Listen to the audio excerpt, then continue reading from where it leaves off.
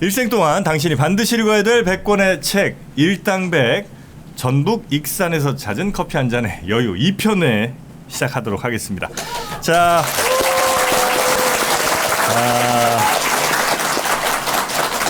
원래 이제 네. 좀 쉬면서 다음 편 네네. 생각도 좀 뭐 하고 이래야 되는데 네. 정신없이 지금 1편 끝나고 2편 여러분과 함께 현장이 찾으신 여러분과 함께 네. 시작을 했고요.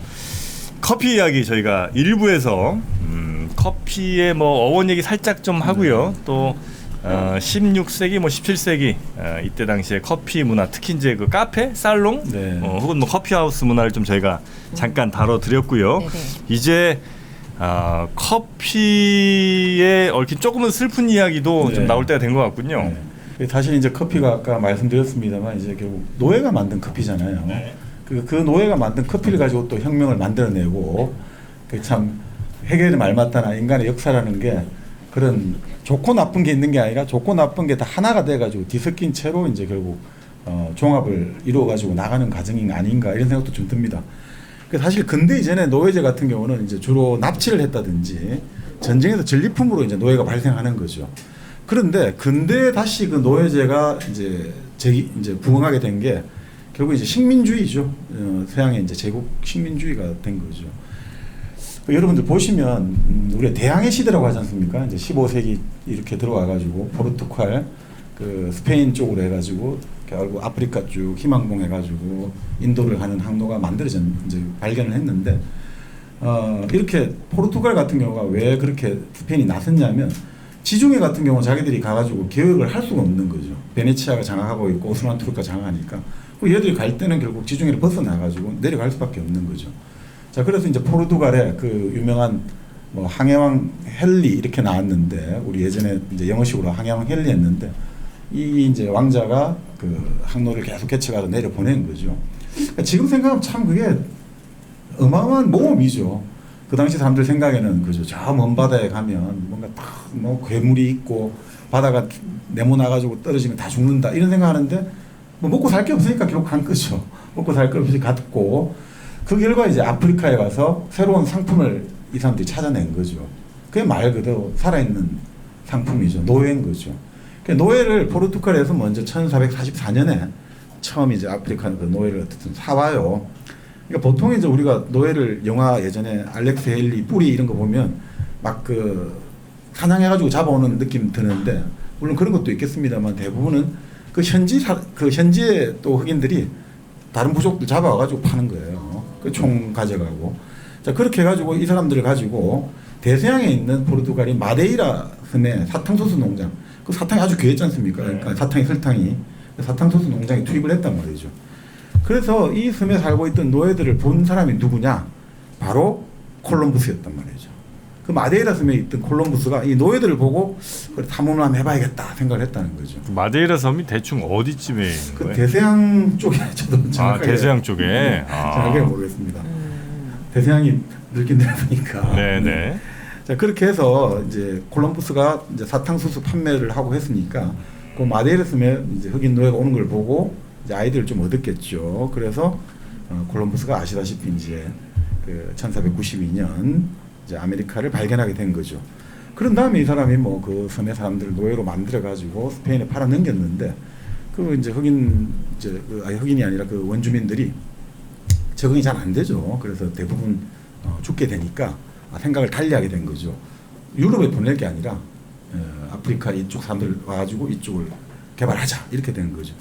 그러니까 결국 뭐 아시다시피 이제 원주민들이 우리가 천연두 이런 걸로 죽게 되고 그 노동력을 대체해야 되니까 이제 아프리카 흑인 노예가 되어가지고 이 당시 스페인 같은 경우는 그 농장 제도에다가 여러 가지 계급 계층 구조 이런 위계세를 잘 만들어가지고 이제 뭐 정말 본격적으로 노예 기반한 경제를 발전시켰고 그걸 이제 포르투갈 그리고 이제 포르투갈이 브라질에서 그걸 재생하고 그리고 마지막 이제 최종 결정판은 미국이죠. 미국에서 이제 아시다시피 미국 남부에 흑인 노예 목화 따고 하는 거 나오지 않습니까? 네. 바로 그런 걸로 완결된 거죠. 근데 이제 결국 사탕수수가 처음에 재배하다가 이제 커피로 바뀌게 된 거죠. 그 노예들 가지고. 왜냐면 사탕수수는 좀 평지에서 재배를 해야 되는데 커피는 산악지대.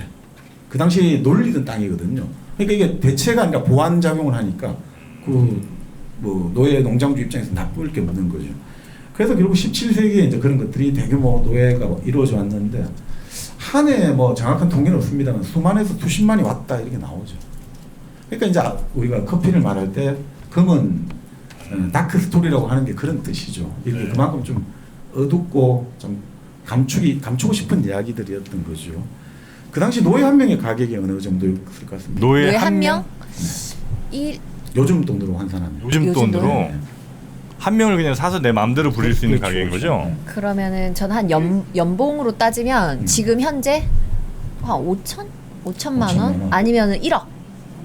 노예 한 명에 평생 아니 노예를 사면 평생 하니까 1억이요? 아 5천만 원. 5천만 원? 얼마? 난 150만 원. 아또 너무 그죠. 아유 이거 선물 놔두고 맞춘 사람한테 줄 거야. 아. 진짜. 아니 이 보니까 한 400만 원 정도. 400이요? 400만 원 정도. 아. 뭐 한 그냥 송아지 한 마리 가격 정도. 송아지 한 마리. 지금 네, 지금 송아지 한 송아지가 마리 가격이에요. 그러니까 참 이게 그러니까 그 예전에 한번 그런 말씀드렸습니다만 그냥 노예에 기반한 경제는 에너지가 거의 공짜하고 다름이 없는 거죠. 그죠? 그 사람들이 일을 하지 않습니까? 근데 우리가 400만 원 주고 와가지고 우리 먹고 난 남은 그죠? 찌꺼기 같은 거 좀 주고 뭐 거의 뭐 굶어 죽지 않을 정도만 해줘도 충분히 노동을 계속 제공하니까 이게 뭐 수지 맞는 장사가 된 거죠. 그러니까 미국 같은 경우가 실제로 미국식 농업이라는 거는 이제 노예에 기반한 농업이었다는 거죠. 그래서 미국이 농업이 우리가 말하는 테이크오프라고 합니까? 도약을 하게 된 게 노예가 기반됐기 때문에 쫙 이제 발전하게 된 거죠. 뭐 그런 이야기를 많이 합니다. 자, 어떻게 그렇게 해서 이제 커피가 노예가 이제 이렇게 많이 들어오게 되니까 본격적으로 재배지가 확대된 거죠. 그래서 사실 뭐 지금 우리가 IT라고 하는 나라 있지 않습니까? 인류 최초의 노예들이 세운 공화국이잖아요. 그 IT 같은 경우가 거기서 이제 커피 나무 재배가 아주 많았죠. 커피 재배를 많이 했고, 자, 그렇게 하다 보니까 당연히 이제 착취를 많이 하다 보니까 노예들 재앙도 심해지고, 그래서 이제 투생이라는 사람이 그 독립운동을 일으켰는데 나폴레옹이 이제 군대를 보내가지고 투생을 잡아서 프랑스로 이제 소환을 시키는 거죠. 근데 투생이 이제 프랑스에서 결국 죽어버렸단 말이에요. 감옥에서 옥살을 했죠. 그러니까 남아있는 그 지금의 IT 사람들이 완전히 폭동을 일으키고 해서 결국 그 사람들을 몰아내고 인류 역사상 최초의 노예들이 만든 공화국이 만들어진 거죠. 그게 이제 1804년이죠. IT 공화국이 처음 만들어진 거죠. 그리고 이제 그 이후로 이제 아프리카에서 한 25년 지나가지고 우리가 말하는 라이베리아가 국가를 만들었고 공화국 형태가 된 건 한 좀 더 시간 지나가지고 만들어지게 된 거죠. 그러니까 이제 결국은 이런 커피 나무를 재배한 노예들이 결국 이 주장을 해가지고 이런 IT 공화국을 만들었고 결국 이러면서 어떤 일이 벌어졌냐면 이제 나폴레옹이 여기 완전히 이제 정남이가 떨어진 거죠. 그래서 어떤 일이 벌어졌냐? 루이지애나 우리 뉴올리언스 있지 않습니까? 뉴올리언스 루이지애나 지방을 결국 영국에 팔아버리는 거예요. 이제 더 이상 아메리카하고 난 손 뗄래. 이 IT에 이제 혼도 많이 났고 그래서 이제 결국은 미국 대륙이 말 그대로 영국의 독차지가 되는 걸로 나아가게 된 거죠. 원래 이제 미국 남부는 프랑스 땅이었는데 네네. 그것도 이제 영국에 팔아버리고 그렇죠. 미국 전체가 이제 영국 네. 지배력으로 네. 가는. 네. 그래서 이제 미국이 그거를 가지면서 이제 갈수록 서쪽으로 가면서 우리가 말하는 그 본래 스페인 땅이었죠. 그쪽을 다 차지하게 되는 거죠. 네. 그러니까 결국 뭐 이런 노예들의 어떤 커피의 역사들이 결국 또 이 미국 대륙, 아메리카 대륙에서의 패권 다툼에도 상당한 영향을 줬던 거죠. 참고로 그 루이지애나는 루이 왕의 땅이란 뜻입니다. 아 진짜요? 루이지애나에 써 있잖아요. 네, 파리지엔 아시잖아요? 네네. 네, 파리 땅. 네. 네. 루이지애나 이제 루이. 네. 그렇죠. 맞습니다. 네. 근데 뭐 이렇게 해가 처음에 노예 무역부터 먼저 폐지가 됐는데 그래도 이제 노예제도 뭐 결국 1863년 링컨 대통령이 폐지 선언할 때까지 이게 좀 계속 그 건절되기가 힘들었어요. 사람들이 수요가 있으니까 쉽게 건절이 안 되는 거죠. 특히나 이제 커피 같은 경우가 갈수록 사람들이 많이 마시게 되니까 이 노예를 없애기가 좀 그렇잖아요. 그래서 이제 그런 것들이 쉽게 이제 하루아침에 없어진 건 아니고 참 이런 거 보고 있으면 결국 그런 이야기를 하는 거죠. 그러니까 커피가 가는 길에 폭력과 무역이 함께 따라가는 거죠.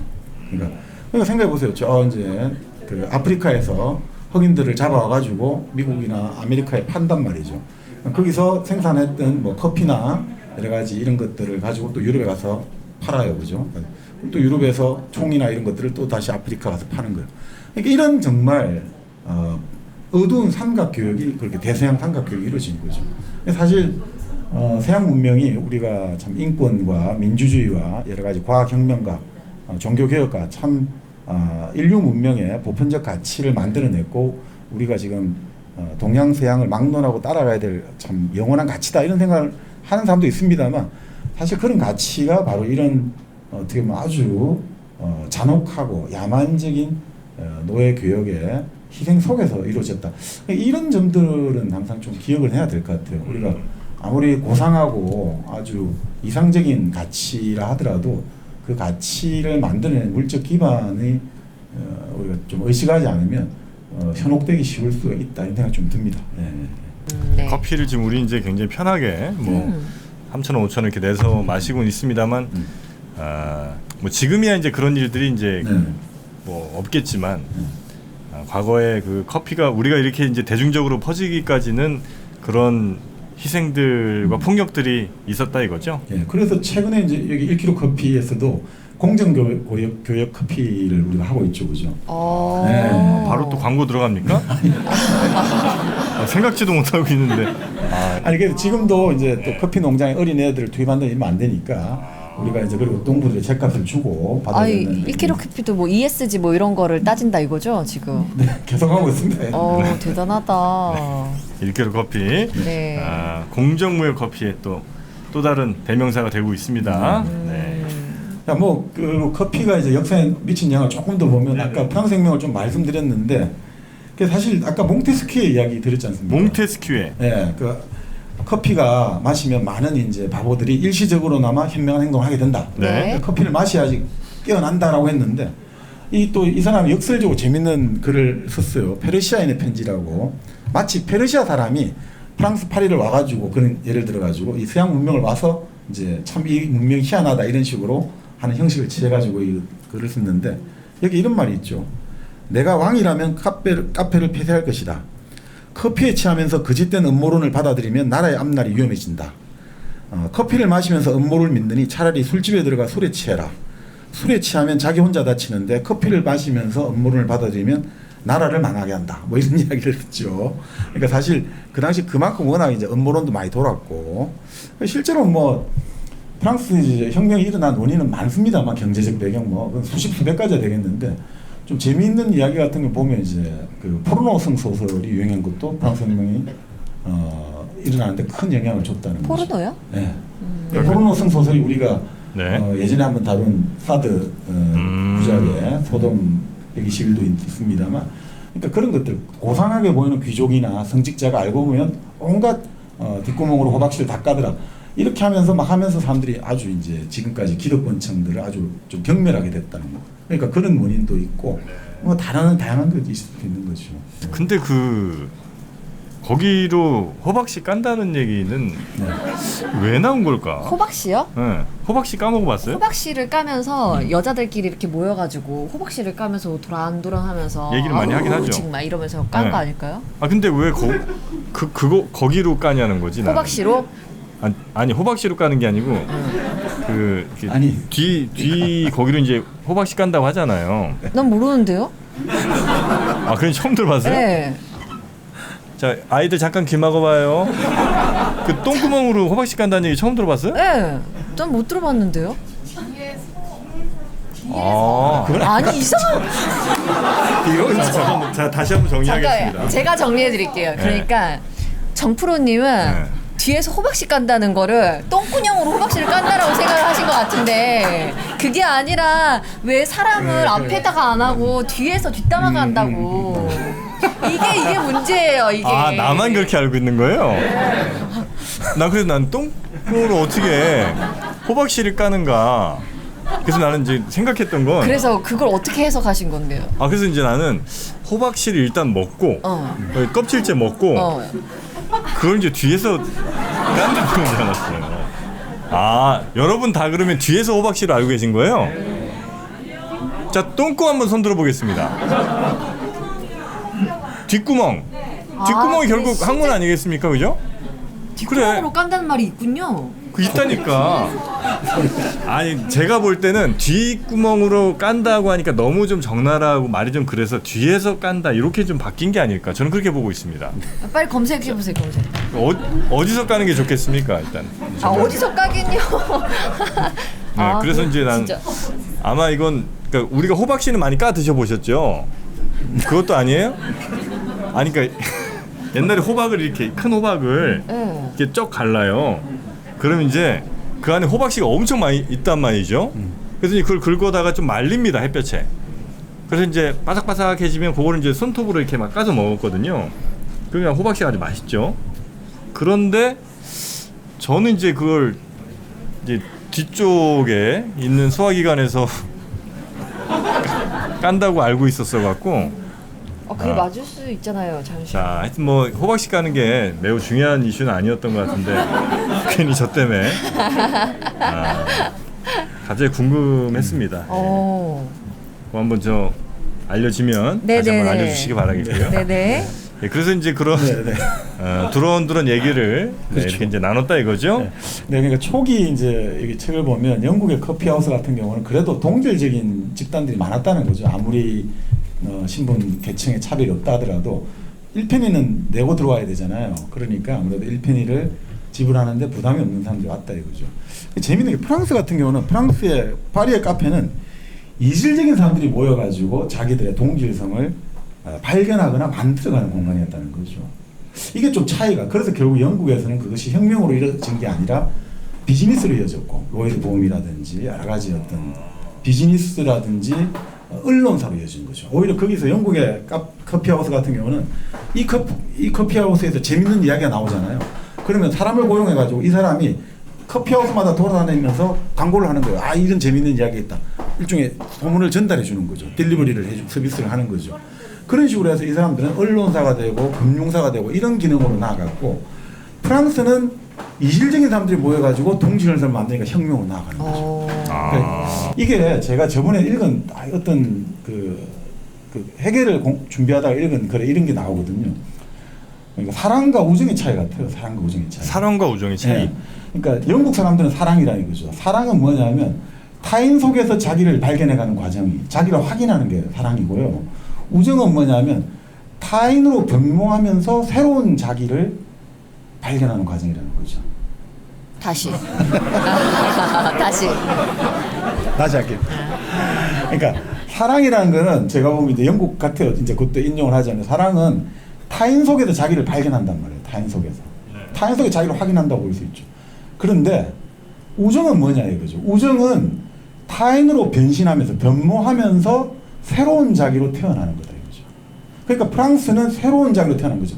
그러니까 말 그대로 사랑은 나는 너다 이거죠. 사랑은 나 이퀄 너다 이거. 나는 너다 이거죠. 그러니까 사랑하는 사람한테는 나를 보거든요. 나를 발견하고. 근데 우정은 뭐냐면 우정은 나 너가 우리가 되는 거죠.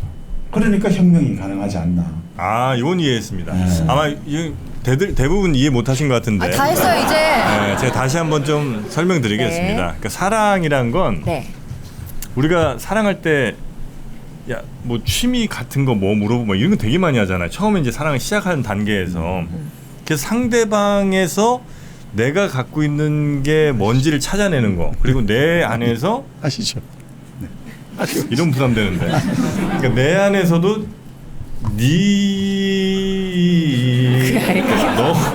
너와 상대방과 같은 것들을 찾아내는 작업들이 사랑하는 과정 중에 꼭 필요하거든요. 네. 근데 우정에서는 그런 게 필요 없죠. 네, 네. 친구들 사이에서 야, 취미가 우리 뭔지 뭐 이런 거 물어보지 않잖아요. 그러니까 물어보는데. 친구들하고 우정으로 갈 때는 내가 얘랑 뭐가 같은지를 찾아내는 그 과정이 아니고 얘랑 나랑 뭐 어디 놀러 갈 계획 아니면 뭐 어디 저 나이트 가서 뭘 같이 할까.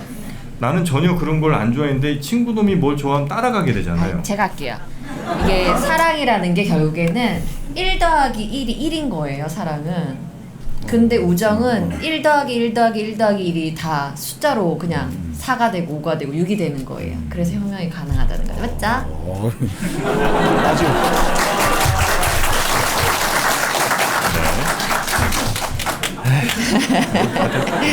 아주 뭐 산술적으로 아주 도식을 정리를 잘 해주셨습니다. 사랑과 우정. 네. 아니, 아무래도 그런 느낌이 좀 들었다는 거죠.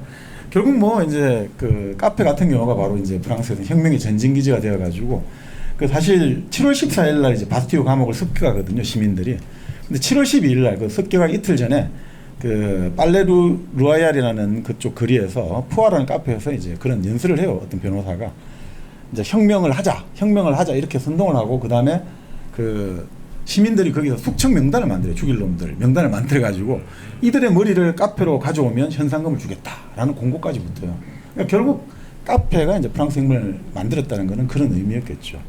우리 같은 경우도 예전에 이제 1987년에 이제 6.29 선언이 나왔을 때 그때 삼청동의 카페 그 가와라는 찻집에서 그런 걸 붙였죠. 오늘은 기쁜 날, 찻값을 받지 않습니다. 그러니까 우리도 사실 나중에 말씀드리면 다방이나 카페가 80년대 같은 경우는 뭐 사람들 모여가지고 같이 이야기 스터디도 하고 예, 그렇게 했죠. 저희들 같은 경우도 이제 세미나를 할 때 주로 카페에서 했거든요. 한 5-6명 모여가지고. 그때도 카페가 이렇게 있었어요? 많았습니다. 대학가에는 그 당시 이제 이름을 이제 좀 요즘처럼 문학적으로 많이 붙였죠. 그러니까 지금의 카페보다 이제 체인지 프랜차이즈가 아니고 뭐 기억나는 게 이제 뭐 사랑하는 사람들.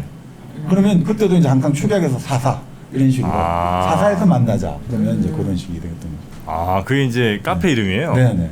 근데 술도 팔았죠. 아니, 주로 술을 팔죠. 주로 술. 그게 무슨 카페에서 이제 술을 주로 많이 팔고 네네. 그런 데서 이제 의견 교환하시고 네네. 뭔가 이렇게 행동을 또 정하기도 하고. 카페가 참 그 이제 80년대, 90년대 이제 문화를 많이 이제 꽃을 피웠죠. 근데 이제 90년대 이후로는 그게 흔히 말하는 좀 스타벅스가 좀 스타벅스는 좀 나중이고요. 네네. 그때는 캔모아. 캔모아. 좀 그러니까 어쨌든 폐쇄적인 게 아니라 조금 더 그죠 넓어지는 형태로 바뀌기 시작했죠. 네. 그렇게 이제 프랑스 혁명이 네. 카페에서 시작이 됐고요. 그리고 이제 미국의 독립 전쟁도 결국 이제 바로 커피와 관련이 있죠. 미국 독립 전쟁. 미국 독립 전쟁? 네네. 그 차 사건 티 아니에요? 티 그거? 예. 네. 그러니까 그게 결국은 그 보스턴 이제 흔히 말하는 그 티파티 나오고 하는데 그 보스턴 차 사건은 잘 아시잖아요, 그죠? 네. 잘 아시죠? 잘 알죠? 네, 전 아는데 아세요? 아유, 나 정프로입니다. 네. 보스턴 티. 네. 여러분 다 아시죠? 아이 몰라 지금 모르시는 분 많아. 그러니까 본래 이제 그 미국 이제 그 당시 미국이죠. 독립하기 전에도 차를 많이 마셨죠. 아무래도 차도 마시고 했는데 어떻게 됐냐면 그 동인도 회사, 영국이 만든 동인도 회사가 파산할 지경이 됐어요. 그래서 영국 정부가 어떻게 했냐면 동인도 회사가 미국으로 파는 이제 차 있지 않습니까? 그 관세를 대폭 낮춰준 거예요.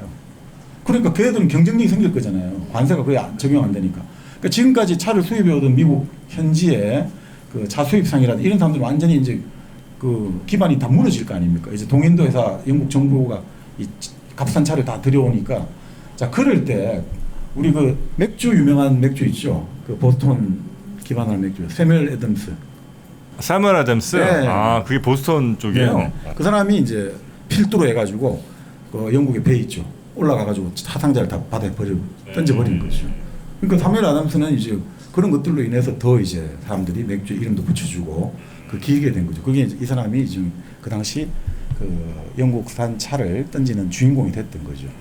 그렇게 되다 보니까 그 이후에 미국 사람들은 홍차를 마시는 거예요. 이거는 비애국적이다 이거죠. 이제 차를 마시면 안 돼. 차를 마시는 거는 친정이다.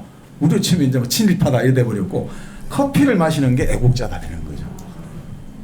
그러니까 차를 마시는 건 영국에 억압을 하는 거고 커피를 마시면 이건 우리 미국의 독립을 상징한다.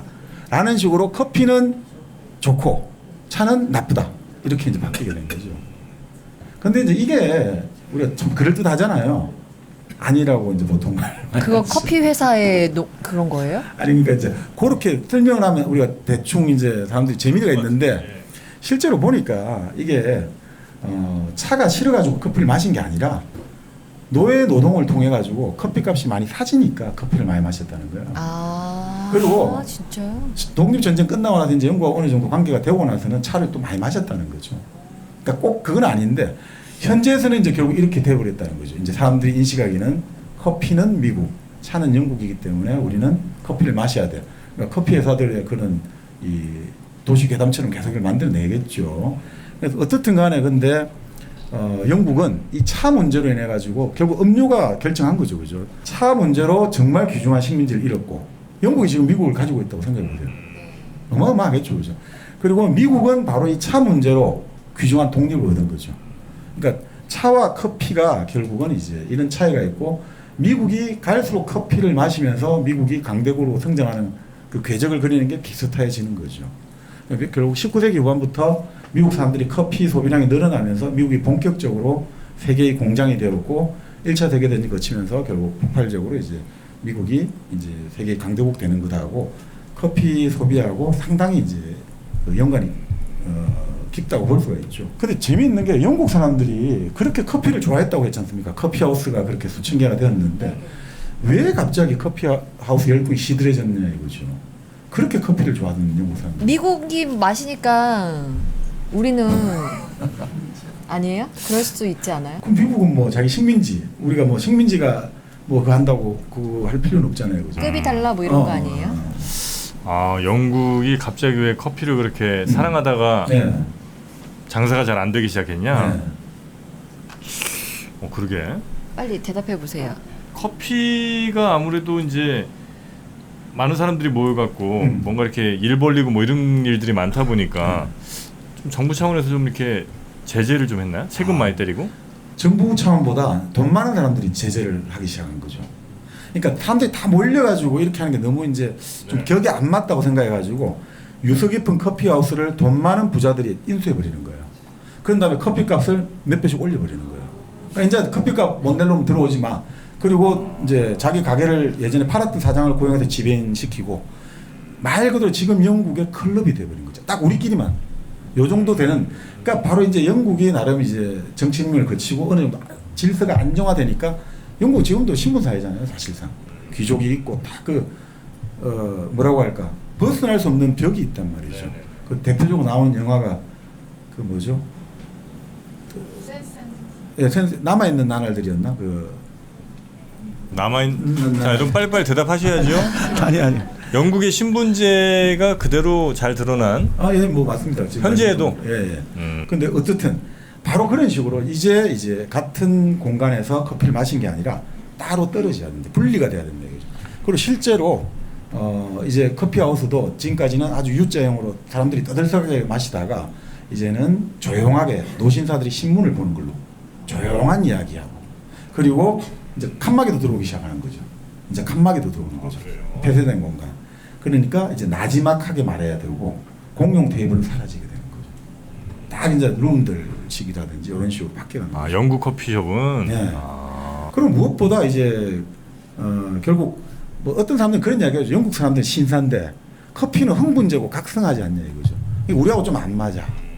그럼 차도 카페인이 있지 않냐? 네. 차에는 뭐 텐닌 성분이 좀 있어가지고 그 좀 나. 뭐 이런 식으로 이야기를 하고 또 중요한 건 뭐 이런 것 같아요. 결국 이제 인도를 식민지로 만들었잖아요. 네. 그 18세기 들어와가지고 이제 확실하게 이제 인도를 다 장악해 버렸다는 거죠. 그러니까 인도의 차가 아주 값싼 가격에 들어올 수 있는 거죠.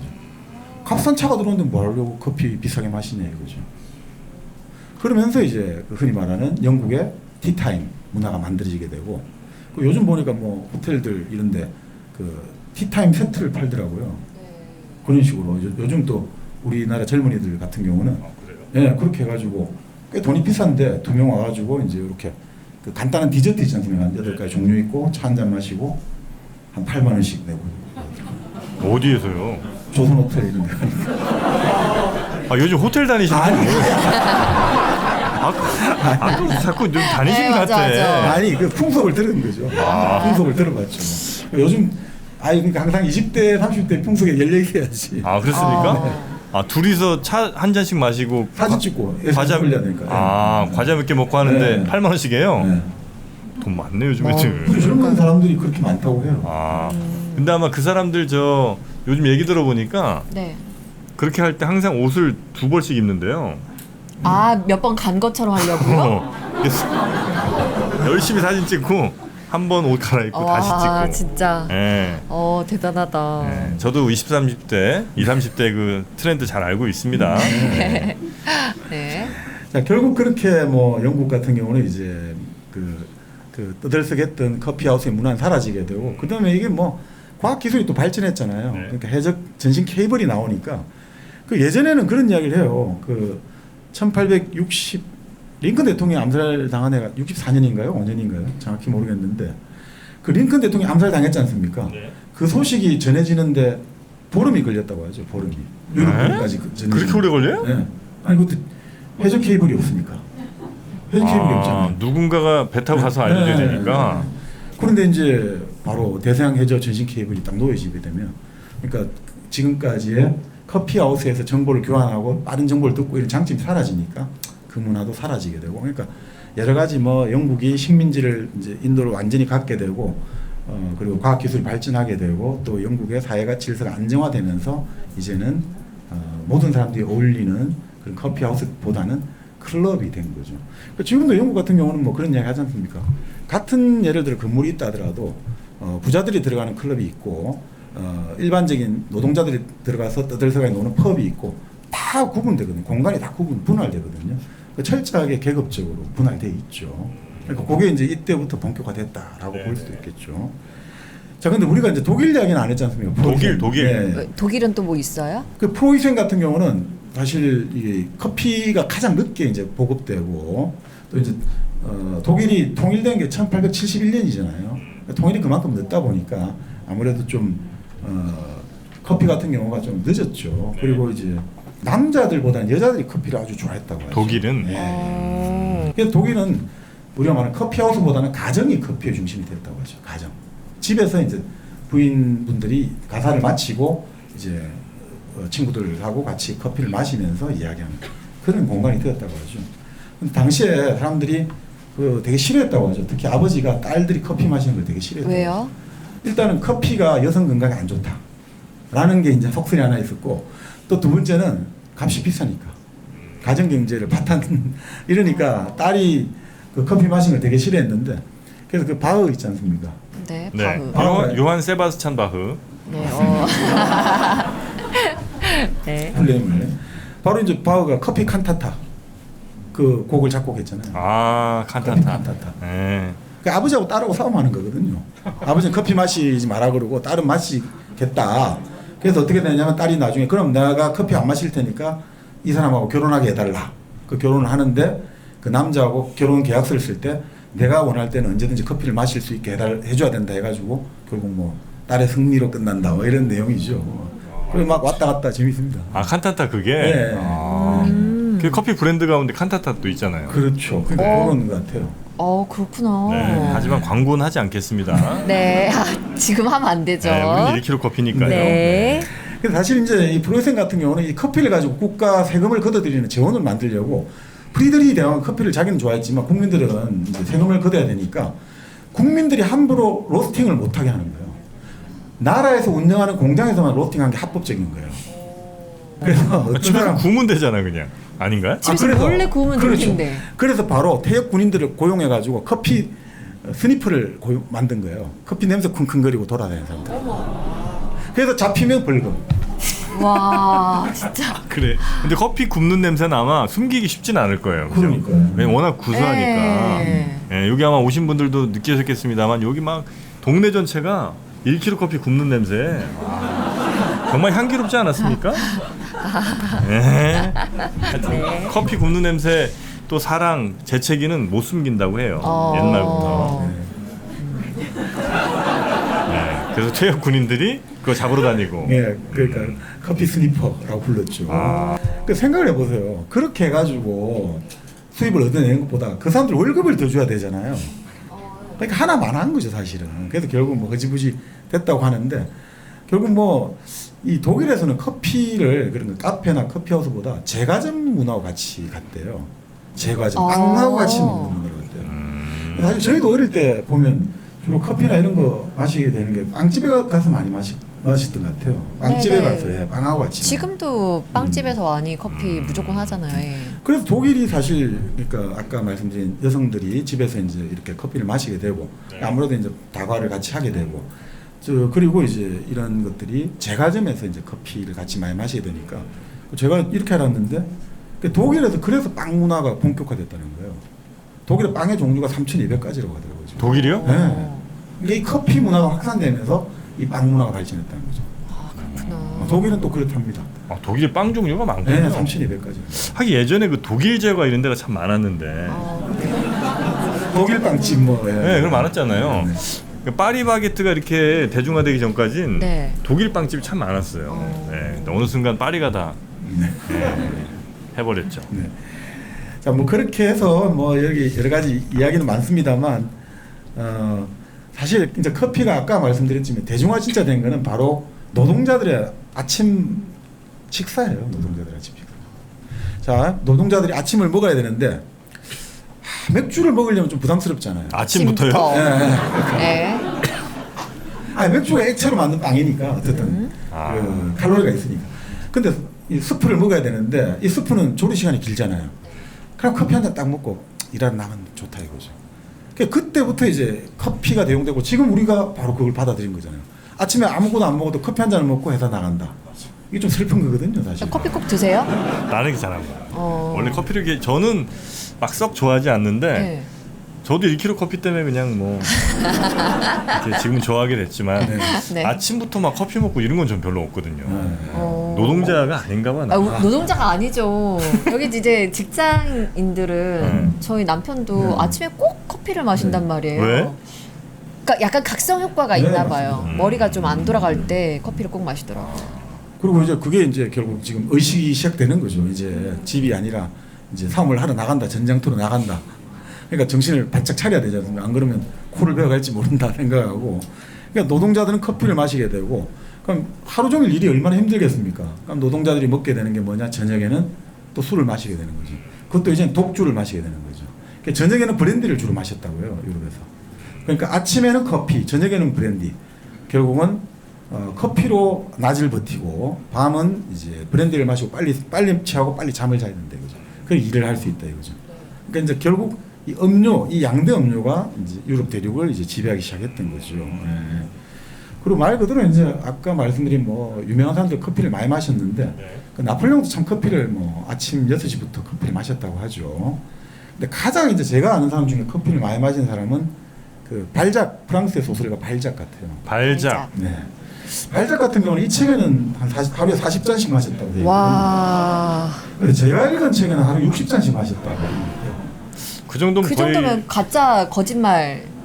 아니 그게 아니라 이제 발작을 일으킬 정도가 아니라 아니 왜냐하면 발작이 왜 그렇게 커피를 많이 마셨냐면 본인이 뜻을 세웠거든요.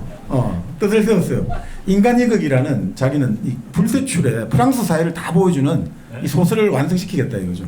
인간이극에 뭐 고려 영감도 있고 여러 소설이 있습니다만 위즈니 그랑디도 있고 인간이극을 만들려면 자기는 이게 나폴레옹이 알프 산맥을 넘은 거하고 똑같은 자기의 규율을 요구한다 이거죠. 그러니까 잠을 자면 안 되는 거예요. 그 사람 생활 시간표 보면 잠자는 시간 하루 거의 없어요. 계속 쓰고 커피 마시고 뭐 이런 식이에요.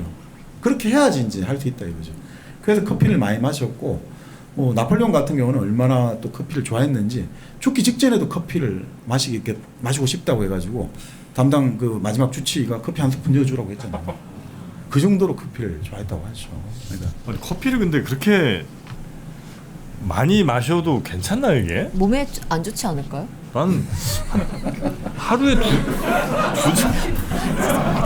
빨리 사과 드리세요. 네, 아유. 죄송합니다. 예. 몸에 아니, 좋죠. 예, 정력제죠. 나는 물을 왜 마시는지 모르겠어요. 아 그죠.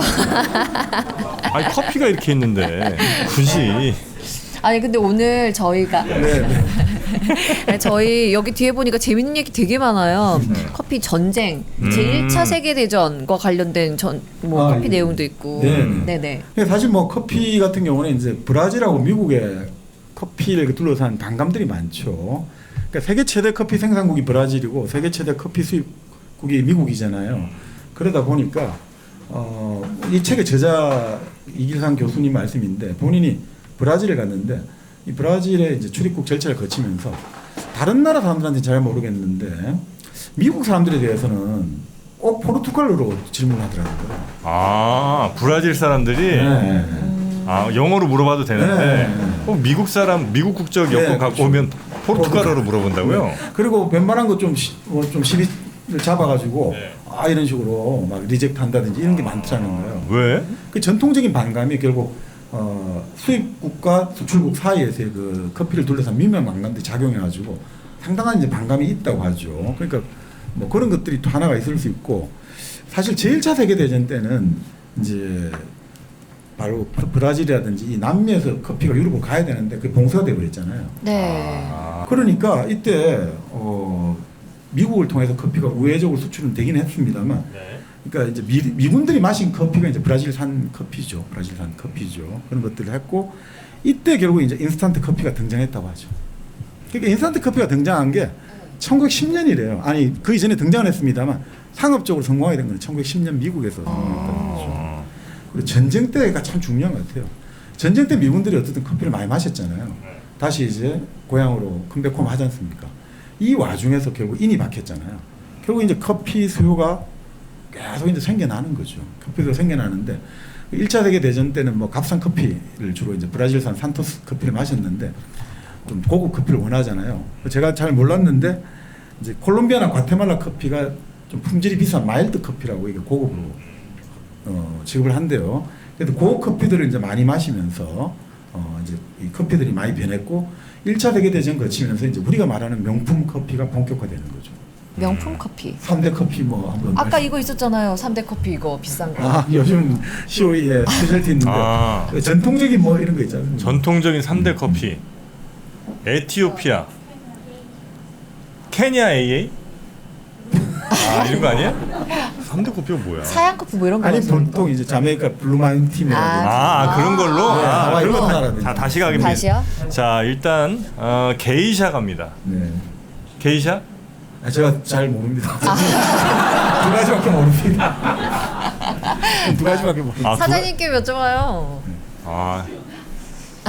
세계 3대 커피 일단 하나. 이거 두 개는 뭐예요? 그러니까 하와이 코나하고 하와이 코나? 코나라고 하잖아요. 코나? 하와이 코나. 하와이 네. 코나예요. 네. 그다음에 자메이카 블루마운틴. 자메이카 블루마운틴.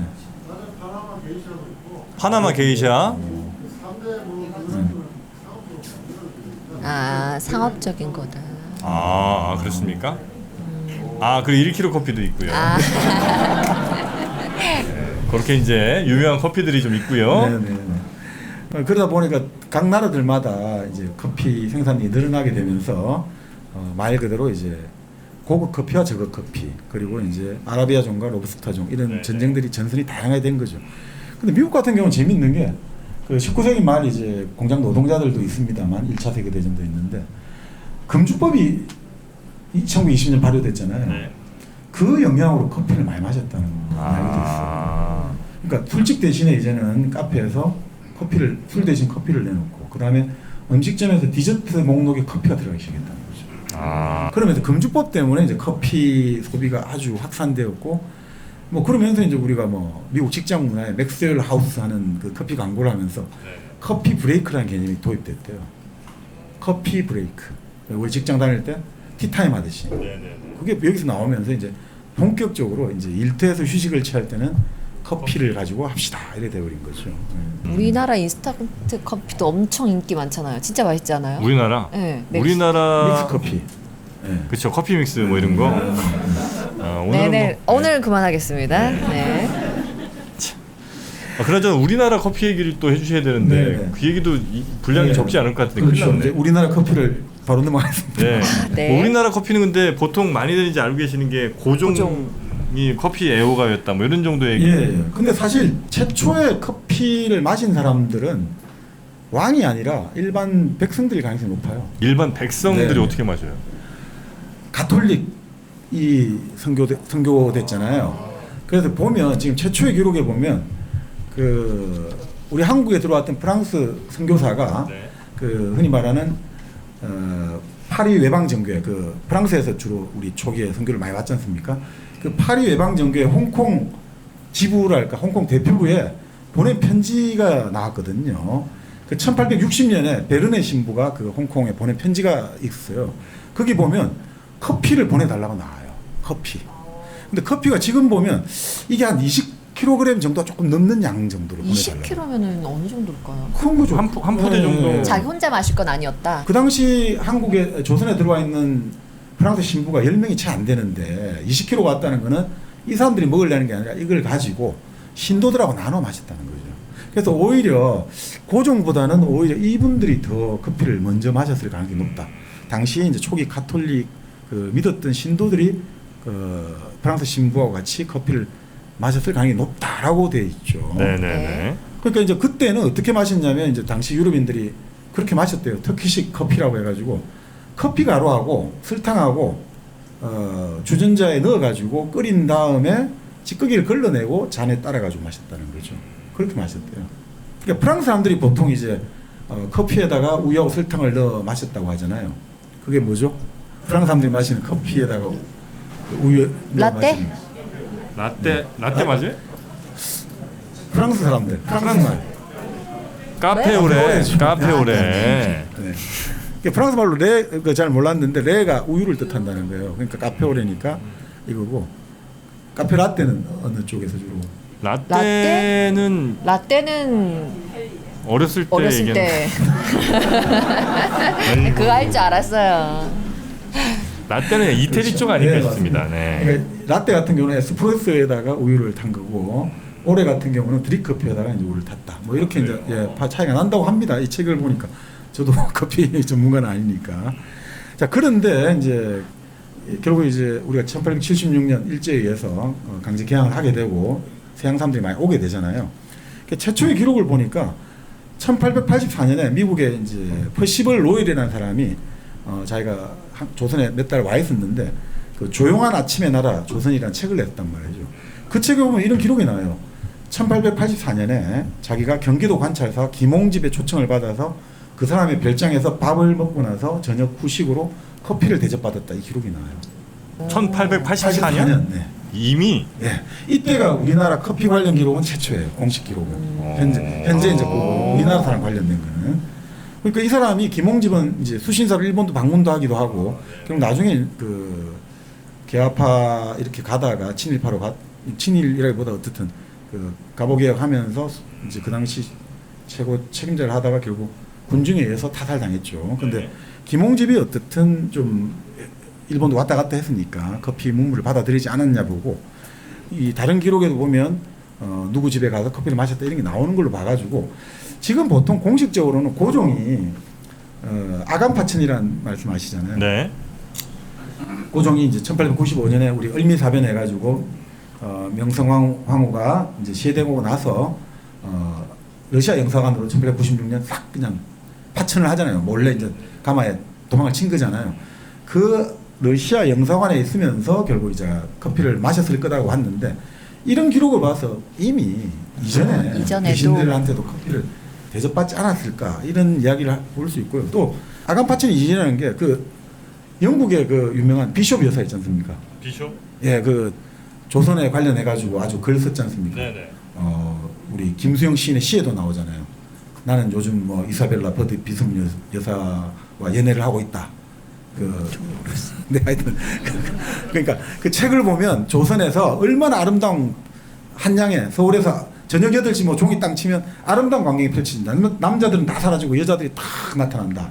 이렇게 아름다운 광경이 펼쳐지는 수도를 난 본 적이 없다 이거죠. 그만큼 이제 조선을 여행하거나 쓴 기록이 있는데 그 비숍 여사가 그 기록이 이런 게 있어요.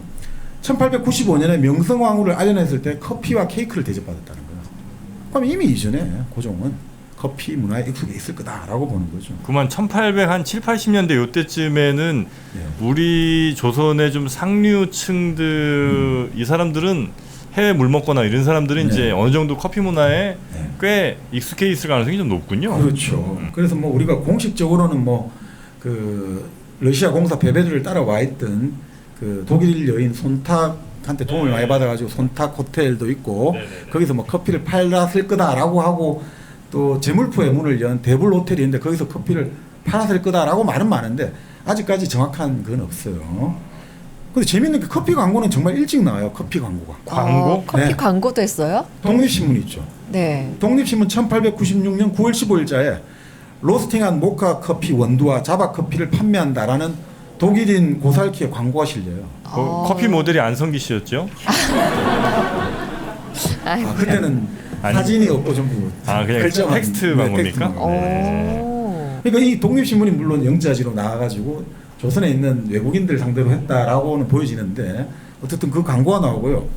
그 다음에 1897년 3월 20일자에 바로 그 독일인 고살키가 제과점을 개업했다. 그 제과점을 내가 개업했는데 자바 커피를 들여왔다. 그러니까 사러 오시오.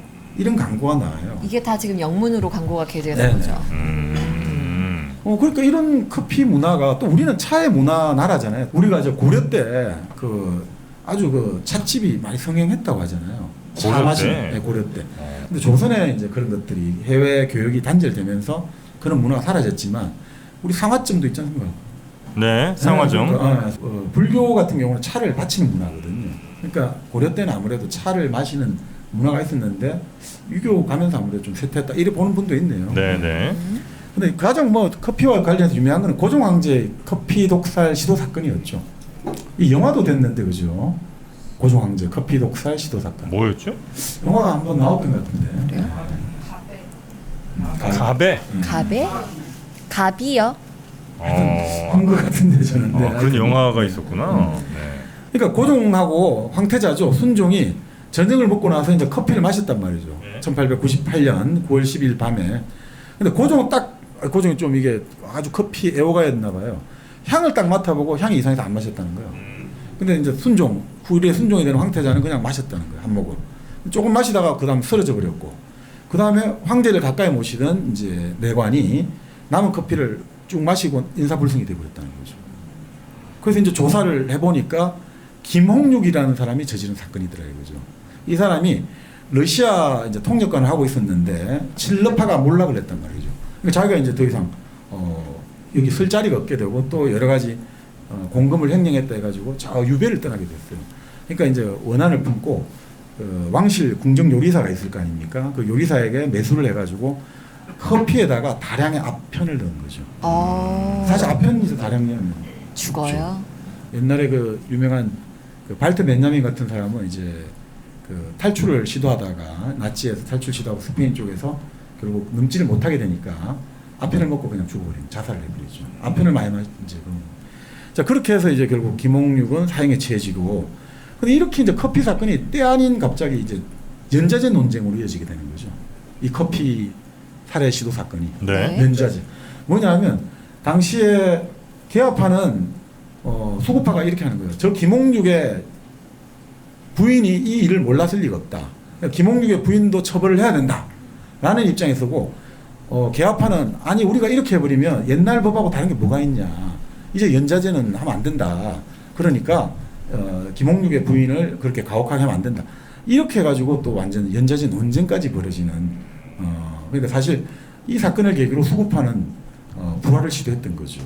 이제 봐라 이거 외국 음식 커피 먹으니까 이런 사고가 나지 않느냐. 그러니까 수구파들 옛날 이제 위정 척사파들은 앞으로 황제는 절대로 커피나 이런 거 드시면 안 됩니다. 절대 양이 서양 오랑캐들의 음식을 절대 드시면 안 됩니다. 이런 식으로 해서 또 분위기를 바꾸려고 했고 그 시도들이 있다가 결국 이렇게 해도 갖게 된 거죠.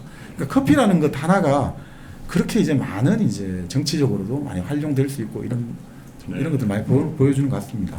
네. 그러다가 사실 우리나라에서 그렇게 막 커피가 막 어마어마하게 대중적이진 않았었던 것 같은데 네. 갑자기 한 10여 년 전? 10년은 더 된 것 같아요. 10년은 좀 더 되나? 네. 갑자기 어마어마하게 하여튼 커피숍들 많이 생기고 근데 일제강점기 때도 커피숍 바람이 불었죠. 그래요? 그때도? 1920년대에 우리가 유명한 시인 이상, 소설가 이상이 결국 그 제비라는 다방을 열었잖아요. 그래요? 그러니까 당시에 재미있는 게 네. 이제 결국은 1920년대가 되면 이제 일본 카페 문화가 들어오게 되거든요. 근데 사실 카페에서는 요리가 중심이었고 커피하고 차는 부차적이었다는 거예요. 좀. 근데 일본이 어떻게 바뀌냐면 1923년에 간토 대지진이 일어나잖아요. 네. 그다음부터 사람들이 이래 주구나 저래 주구나 향락적으로 좀 바뀌었다는 거예요. 그래서 카페가 뭐가 되냐면 요리 중심에서 술과 여자 여급이라고 하죠. 여자 종류 바뀌게 돼요. 아 다방이 돼버리는 거. 다방보다 이제 조금 더 좀? 우리가 요즘 말하는 약간 여성의 서비스를 받는 그런 카페가 됐다는 거죠. 네. 자, 그러니까 그 당시 카페라는 게 에로틱하고 그로테스크하고 넌센스한 반문화를 상징했다고 해요. 넌센스? 예, 그러니까 이게 상식적으로는 이게 이해가 안 되는 그 반문화가 만들어지게 했다는 거죠. 그 카페라는 게. 그리고 그런 것들이 결국 이제 우리한테 들어오기 시작했던 거죠. 네네네. 카페가 들어왔는데 우리는 카페는 이런 걸 또 빨리 들어오는 것 같아요. 항상 이런. 아니 1911년에 벌써 조선에 카페가 등장하기 시작해요. 1911년에. 그리고 1925년에 광고가 나와 있거든요. 25년인 신문에 이런 게 나와요. 카페 런던이 부산에서 오픈한다. 영업민 12명을 두고 다시 영업을 재개합니다. 이렇게 나오거든요. 그 전부터 영업을 했다는 거죠. 제일 중요한 게 영업민 12명 이렇게 나오거든요. 12명이면 규모가 규모가 작지 않네 진짜. 그러니까 이제 그런 식으로 되다 보니까 30년대 초 경성이죠. 이때는 카페 전성시대가 펼쳐지는 거예요. 그러니까 이때는 어떻게 카페가 운영되냐면 대부분 이제 카페를 운영하는 사람들이 일본 사람들이에요. 사장들이. 그러니까 카페 역업들을 도쿄에서 비행기를 이때 비행기가 있었나 하여튼 30년 되면 비행기 있겠다. 비행기로 공수를 했다는 거죠. 비행기를 태워가지고 뭐 배를 탔건 비행기를 탔건 공수를 했다는 거죠. 당시 경성에 1930년대 초에 100여 개의 카페에 1000명의 역업이 일을 했다는 거죠. 그러니까 일본에서 일하는 사람을 데려왔다고요? 그러니까 그때 이제 나온 기록을 보면 한 80%는 일본 여자들이에요. 그런데 더 재밌는 게 한국 여자들도 있는데 러시아 여자, 독일 여자도 다 있어요. 그 당시 벌써 다 있어요. 러시아 여자, 독일 여자. 그 예전에 우리가 2000년대 초반에 그 시골 저 나이트를 가도 나이트 앞에 러시아 여성이 갑자기 이런 터진 치마를 입고 어서 오세요 이렇게 끝했단 말이에요. 어디 다니시는 거예요 요즘? 아니 요즘 정말 어디 다니시는 아니 거예요? 2000년대 초반에 아니 제 초반에 대학원 엔트리 갔는데 나이 많으신 분들이 네. 나이 많으신 분들이 몸이 찌뿌둥하다고 그렇게 갔다 좀 아니 여기 시골에 무슨 러시아 여성들이 있어서 깜짝 놀랐던 기억이 납니다. 근데 이미 옛날에도 이렇게 있었다 이렇게 돼 있는 러시아 분들이 네. 그 당시 대공황이 되다 보니까 유럽의 여성들이 먹고 살 길이 없어가지고 조선까지 왔다고요? 네. 아니 저기 특히 1차 세계대전 있고 나서 당시 러시아 귀족들이 몰락하면서 또 이제 이쪽 많이 블라디보스톡 이쪽 있지 않습니까? 네. 블라디보스톡에 러시아 여성 술집이 되게 많았어요. 그래서 이제 일본 군대가 그때 시베리아 출병하고 러시아 블라디보스톡에 거주하면서 일본의 군대 문화가 진짜 이상해져 버린 거예요. 맨날 그런 활락 문화에 젖다 보니까 아 이런 게 당연한 거구나. 그러니까 군기가 진짜 빠지게 된 그게 사실 또 그때 그런 거하고 관련이 있죠. 그렇습니까? 네.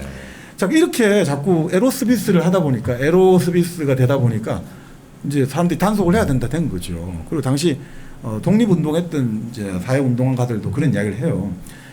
카페는 조선을 에로와 알코올로 죽이라는 독살범이다 이거죠. 에로스비스와 알코올로 이 조선의 젊은이들을 지금 다 독살시킨다. 빨리 카페를 단속해 달라 된 거예요. 그래서 나중에는 얼마나 단속을 심하게 했길래 약간 우스갯소리로 이런 이야기를 해요. 커피를 마시러 가면 입구에서 이름, 주소, 나이, 직업을 적어가지고 도장까지 찍어야 입장이 가능하다. 그만큼 단속을 하니까. 그런 다음에 몸에 병이 있는 사람은 신체 검사를 해야 되고 몸에 흉기가 있는지 신체 검사를 또 해야 된다. 그래서 내가 커피를 마시러 갔다가 화가 나서 위스키를 시키니까 위스키는 1인당 3잔 이상은 팔 수 없다. 이것도 제한이 있었다는 거죠. 그래서 심기가 불편해져서 여급의 손목이라도 잡으려고 하자 경찰관이 나타나서 풍기문란이라고 눈을 부라렸다. 그래서 우리가 경찰관 입회하에 술을 마시면서 카페를 나왔다. 이런 내용이 나와요. 아니 근데 본인 심기가 불편한데 손목은 왜 잡는 거예요? 그리고 재미있는 게 이때 경성뿐 아니라 1936년자 신문을 보면 농촌까지 카페가 격증했다면서 우려를 나타내는 게 나와요. 그러니까 우리가 80년대 농촌 지역에 이제 새참이 사라졌다고 하잖아요. 다방에 전화해가지고 커피를 시킨단 말이에요. 배달을. 새참 문화 대신 커피 문화로. 일하다가 이제 커피 한잔 마시고. 네. 근데 새참은 배가 고프니까 먹는 거 아니에요? 네. 그러니까 커피에다가 이제 모닝이라 해가지고 달걀 노른자를 다 깨트려 주면. 커피에 달걀을 깨가지고 그걸 넣었다고요? 모닝이라고 하죠. 모닝? 아침 모닝 커피 하듯이 아침을 저희 대학가 주변에 그 90년대 초반에도 그런 모닝을 파는 데가 있었어요. 커피 말고 상하차에다가 이제 노른자를 이거 네, 쌍화차에 타는 아. 건 있었지만.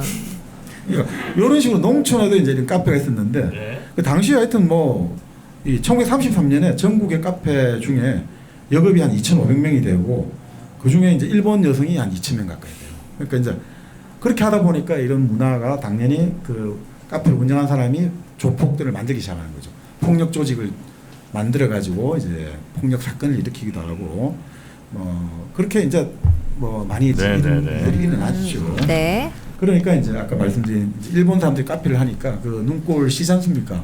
그래서 돈은 없지, 시간은 많이 떼어야 되지. 그래서 본격적으로 나타난 게 다방이었다는 거죠. 그 이상이 제비란 다방 열어가지고 돈 없는 사람들이 커피 한 잔 시키고 하루 종일 앉아 있는 거야. 하루 종일. 그러니까 시간을 이제 그 즐기기가 좋은 거죠.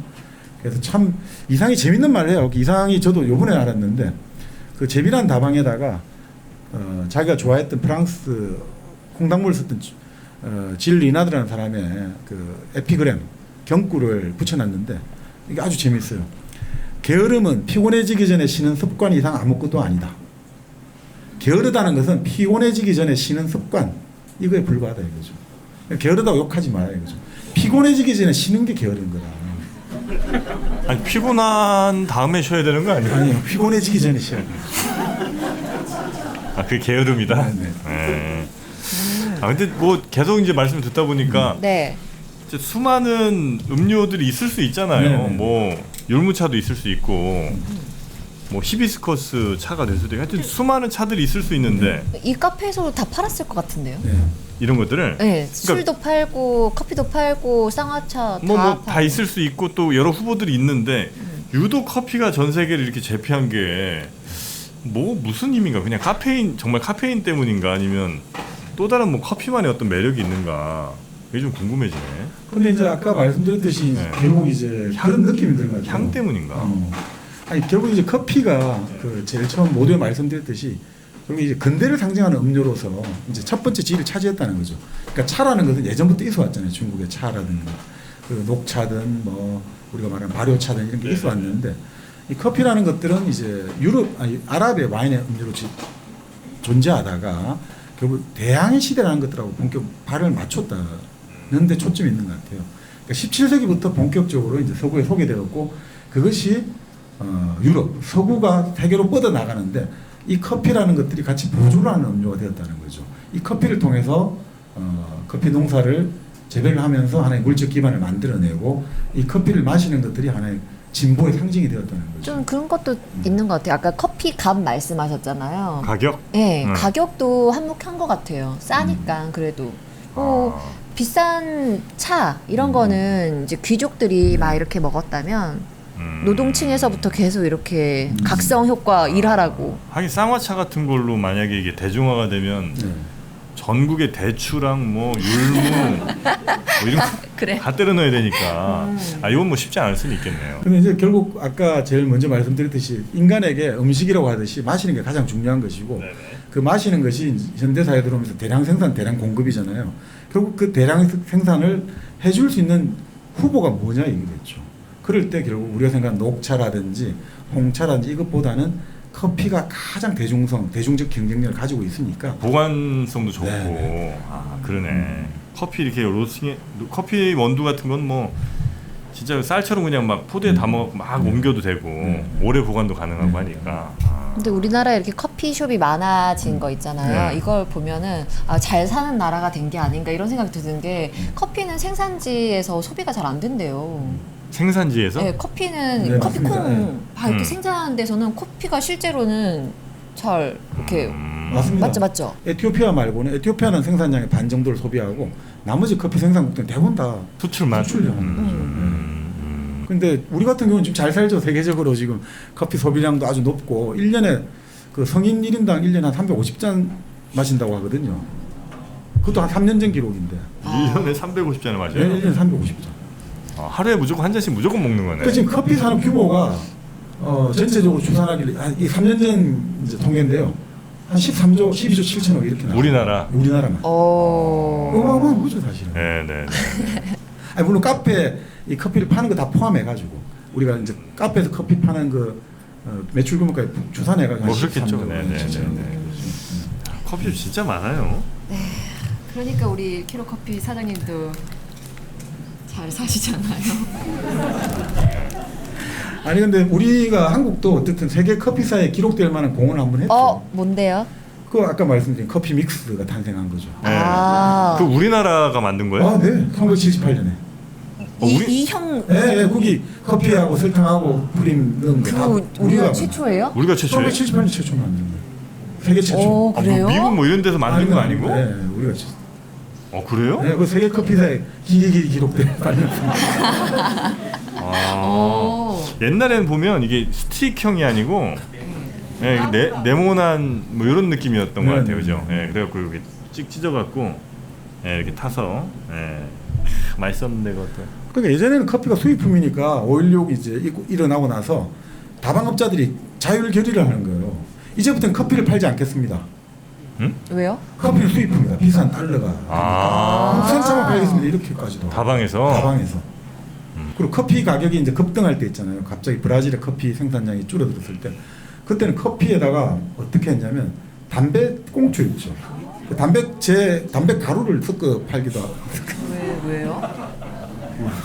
아니 커피 가루가 비싸니까 그걸 꽁초 커피라고 불렀고 그렇죠. 전혀 이해가 안 된다. 톱밥 가루도 넣고. 톱밥. 이거라고 부정식품으로 단속도 하고 그랬죠. 그래요? 담배는 뭐 약간 그랬을 수도 있겠네. 약간 뭐 건강에는 안 좋지만 그게 또 각성효과 같은 게 아마 있었을 테니까 니코틴 뭐 이런 게. 그러니까 이게 우리 같은 경우는 커피가 그 일제시대 때도 물론 뭐 그런 에로스비스 이런 게 있었습니다만 결국 야간 통행 금지가 해제되면서 이게 이제 다방이 심야 생활의 중심이 되면서 이게 좀 태폐와 윤락 이런 걸로 좀 나아간 측면도 있죠. 흔히 말하는 티켓 다방 이런 것들이 있는 거죠. 티켓 다방. 그 영화도 있잖아요. 티켓. 좀 모르겠는데. 오늘 영화 얘기 많이 하신다. 그 티켓 다방 얘기가 있는 맞습니다. 거예요? 김지미 씨 나오고 예영 씨 나오고 그다음에 그 안소영 씨 나오고. 섹시스탄 다 나왔군요. 맞죠. 안소영 씨가 아마 그 에마 부인 처음 나오신 분이 안소영 씨. 에마 부인 일품. 네네. 1대 에마. 모릅니다 저는. 네네. 그렇게 이제 우리 같은 경우는 이제 커피 믹스를 발명했고 또 커피 자판기가 일본에서 물론 자판기 문화하지만 우리 같은 경우도 워낙 이제 요즘 조금 많이 좀 요즘엔 잘 안 보이더라고요. 커피 자판기. 그렇죠. 옛날에 진짜 많았는데. 네, 200원. 그러니까 다방이 많을 때는요. 그러니까 92년 말에 뭐 다방 숫자가 지금 보니까 45,000개 달았대요. 몇 년이요? 1992년 말 다방이 45,000개. 그렇게 많았어요? 네. 무시무시했죠 그 당시. 하긴 예전에는 그 동네마다 동네 어기라고 해야 되나? 하여튼 그 동네 초입쯤에 항상 골목 다방 같은 게 있었어요. 그래갖고 이제 아버지가 네? 아버지가 안 들어오시면 진짜 정프로님 아버님요? 찾으러 가는 거죠. 딱 가면 이제 옆에 이제 있었어요? 누구 계시고 그러다 이제 그 누나들이 나를 굉장히 또 예뻐했어요. 아유 영진이 왔네. 들어가시라고. 예전에 다방에서 선을 맞선을 많이 봤어요. 그러니까 호텔 커피숍 얘기 아니라 다방에서 이제 주로 맞선도 많이 보고. 그러니까 그 다방이라는 게 하나였던 지금 말씀대로 그 사랑방 역할을 했던 거죠. 그렇죠. 다방에 가면 이렇게 테이블 가운데 항상 뭐 잿더리도 있고요. 성냥 있고 아니면 이제 그 동전 넣으면 운세 나오는 자판기가 있었어요. 그래갖고 이제 맞습니다. 뭐 정확한 기억인지 모르겠는데 하여튼 그 띠별로 이게 저 동전 넣는 구멍이 달랐던가 뭐 이랬던 것 같아요. 그래서 이제 그 띠에 맞게 뭐 토끼띠면 토끼에 딱 넣는 거예요. 저는 이제 참고로 87년 토끼띠인데 그래서 거기에다 넣으면 이거 87년이니까 얼마 안 되나? 하여튼 넣으면 거기에 이제 똘똘똘똘 말린 종이가 있습니다. 그걸 이렇게 쭉 족자처럼 이렇게 쭉 피면 뭐 오늘의 운세 이런 게 이렇게 적혀 있었던 기억이 납니다. 근데 언제부터 그게 망했냐면 이제 스포츠 신문에 오늘의 운세 뭐 이런 게 나오는 거예요. 띠별로 다 똑같으니까. 그때부터 아마 그 장사가 안 됐을 거예요. 맞을 겁니다. 저의 기억은 뭐 그렇습니다. 근데 이제 뭐 사실 커피하고 이제 하면 향이 참 우리가 또 제일 뭐 저는, 커피향. 네, 네. 커피향이 참 많은데 결국 우리가 예전에 교과서에서 이제 이호석 선생의 낙엽을 태우면 그죠? 낙엽을 태우면 뭐 갑볶은 커피 원두 냄새가 나고 잘 익은 개암 냄새가 난다. 그래서 개암이 뭘까 고민을 찾아보니까 그게 이제 개암은 모르겠는데 그게 헤이즐넛 향이라는 거예요. 그 개암 냄새라는 게 헤이즐넛 향. 이호석 선생은 그 일제 강점기 때 헤이즐넛을 즐겼다. 좀 대단하시다 생각을 많이 했는데 그 당시에도 사람들이 뭐 그러니까 결국 사람들이 기호품이라고 하지 않습니까? 우리가 이 마시고 하는 것들 결국 마신다는 게 결국 참 그런 것 같아요. 이게 왜 사람은 마시냐? 마시는 걸 통해서 결국은 같은 뭘 마신다는 것이 그러니까 이게 확정이 안 되잖아요. 마신다는 거는 음식이라는 거는 예를 들어 이 자르고 이런 게 보이는데 마신다는 거는 액체니까 나눌 수가 없잖아요. 나눌 수 없는 거를 나누면서 결국 인간은 너와 내가 하나가 된다. 이런 느낌에서 항상 우리가 어떤 의식을 할 때 건배를 하고 우리가 헤어질 때도 뭐 위하여하고 하는 게 결국 나눌 수 없는 거를 나누면서 우리는 하나가 나눌 수 없는 우리가 되자. 이런 의미에서 우리는 참 커피를 영원히 아끼고 음료수를 사랑하는 거 아닌가 이런 생각도 너무 들어요. 급 마무리하시는 거 아니에요?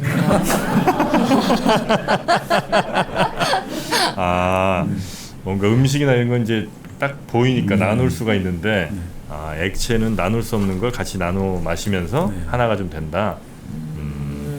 커피 향에 1kg 커피 향에 필적할 만한 그 향. 1kg 커피 향 정말 좋잖아요. 네. 그거에 필적할 만한 또 다른 향 하나가 저는 이제 혹시 고기 굽는 냄새일까요? 너무 이제 나 뻔해졌지. 맞아요? 소선당 한우를 구울 때 한우 구울 때는 또 그 향도 미칩니다. 미치죠. 네, 그 향도 나눌 수 없는데 서로 우리 나누면서 하나가 되거든요. 맞습니다. 네, 소선당 한우 2+ 한우를 아주 합리적 가격에 만날 수 있는 기회. 네. 소선당 한우 인터넷에서 소선당 한우를 검색하시면 여러분이 원하시는 모든 부위 2+ 한우로 맛보실 수가 있습니다.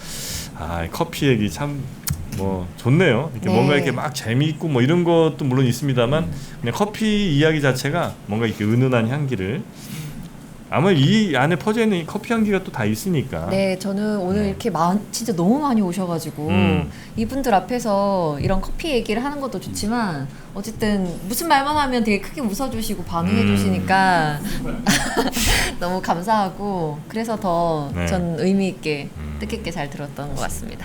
근데 진짜 이번에는 이제 크게 판단 미스가 좀 있었어요. 네. 전북 익산이었고 대중교통이 없고 이어지지 않고 네. 이 일요일이고 네. 저는 잘해야 한 20분 봤거든요 진짜. 근데 여러분이 정말 많이 와주셔서 너무 일단 감사하고 충분히 준비하지 못한 것들은 저희가 좀 사과의 말씀 좀 드리고 네. 다음번엔 그래서 네. 정말 많은 분들이 오셔서 충분히 편하게 또 잘 쉬다 가실 수 있게끔 네. 좀 자리를 마련하겠다. 진짜 약속하시는 반드시 거예요? 약속은 지키겠습니다. 네? 어느 지역에서? 어느 지역이 어디 원하시죠? 대전? 부산? 부산 전국 5대 광역시. 마포 평생학습관. 거기 언제든 가면 우리 정박님이 계십니다. 그래서 여러분이 계신데 뭐 이게 일일이 다 찾아다니기는 어려울 수 있으나 하여튼 가능한 여러분이 가시기 멀지 않은 곳으로 최소한 3회 내지 5회는 여러분 직접 만나 뵙는 시간을 마련하도록 하겠습니다. 고맙습니다.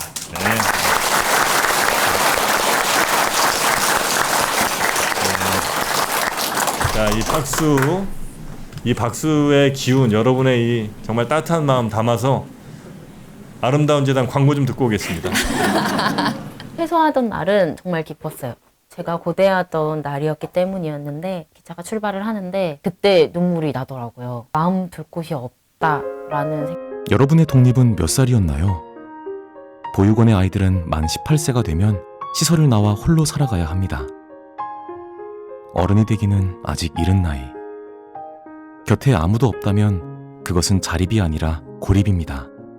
18. 홀로 어른이 되어야 하는 아이들을 위해 함께 해주세요. 아름다운 재단은 18 어른의 건강한 자립을 응원합니다.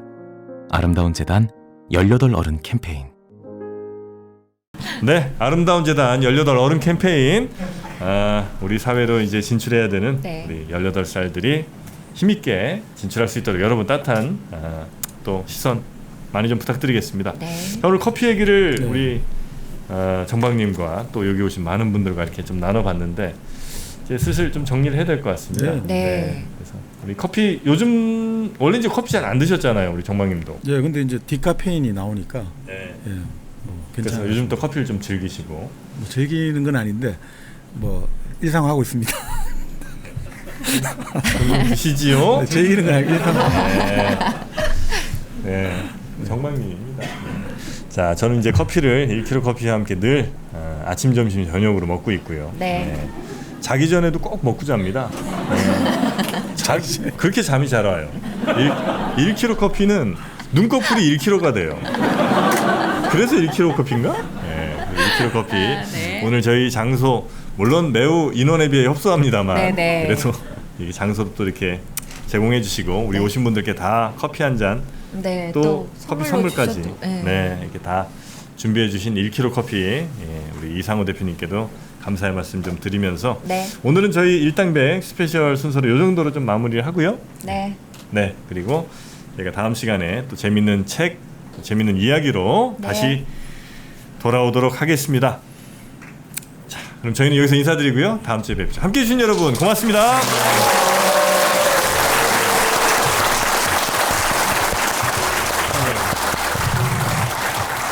아유, 고생 많으셨어요.